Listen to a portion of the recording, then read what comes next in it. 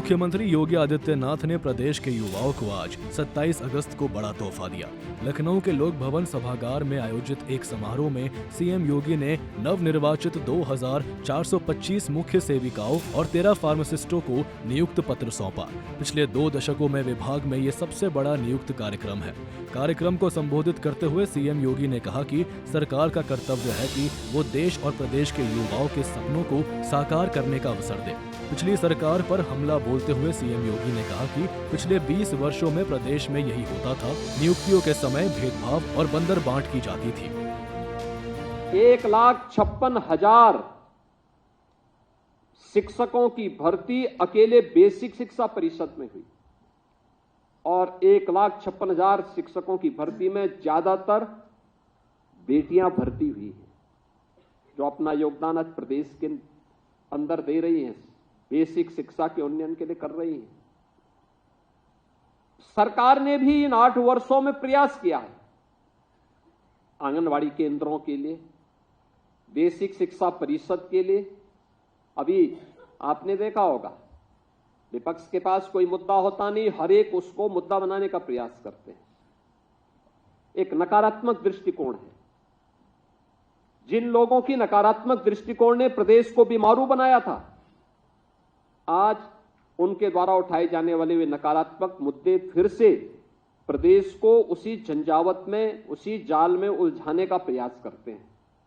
जब हम लोगों ने कहा कि प्रदेश के अंदर जर्जर विद्यालयों को शिफ्ट करना चाहिए, सीएम योगी ने आगे कहा कि पहले प्रदेश बीमारू नहीं था, बल्कि नेतृत्व करने वालों की मानसिकता बीमार थी। लेकिन अब पूरी पारदर्शिता और निष्पक्षता के साथ नियुक्तियां की जा रही है। अब नियुक्ति जिले या जाति के आधार पर नहीं, बल्कि योग्यता के आधार पर की जाती है। वहीं चयनित अभ्यर्थियों से सीएम योगी ने कहा कि यदि आप ईमानदारी और कठिन परिश्रम के साथ काम करेंगे तो सफलता अवश्य मिलेगी। इसलिए अभ्यर्थियों का यह कर्तव्य है कि वे बिना किसी भेदभाव के अपने दायित्वों को पूरी निष्ठा और प्रतिबद्धता के साथ निभाएं।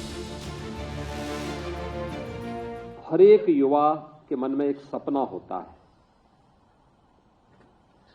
और उस सपने को प्राप्त करने के लिए वह अपने स्तर पर प्रयास करता है,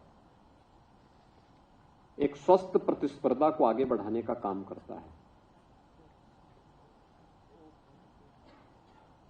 उस युवा के सपने को मंच देने का काम किसी भी लोकप्रिय सरकार को करना चाहिए। इस सरकार का दायित्व तो होता है, युवा प्रतिभाशाली होता है, ऊर्जा से भरपूर होता है, उसको सही दिशा मिल सके,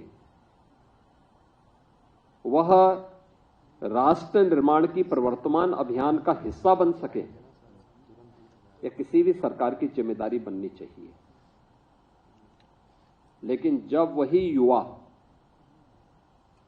भेदभाव का शिकार होता है, बेईमानी और भ्रष्टाचार की भेड़ चढ़ता है, यह क्षति केवल एक युवा की नहीं होती, राष्ट्रीय क्षति होती है।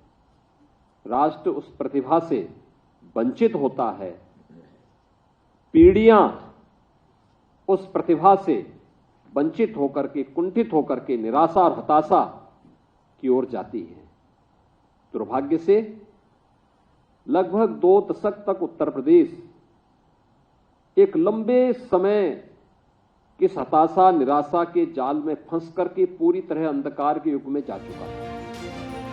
इसके साथ ही सीएम योगी ने सेविकाओं की तुलना मां यशोदा से करते हुए कहा कि आंगनबाड़ी में मुख्य सेविकाओं की जिम्मेदारी मां यशोदा की तरह है। जिस तरह मां यशोदा ने बच्चों का पालन पोषण किया, वैसे ही आपकी भी जिम्मेदारी है कि आंगनबाड़ी केंद्रों की देखरेख करें। बता दें कि उत्तर प्रदेश में योगी सरकार ने भ्रष्टाचार और बंदर बांट जैसे मुद्दों को खत्म कर निष्पक्ष और पारदर्शी तरीके से युवाओं को रोजगार देने की जिम्मेदारी ली है, जिसके बाद सिर्फ योग्य युवाओं को ही नौकरी मिल रही है। ब्यूरो रिपोर्ट, सूर्य समाचार।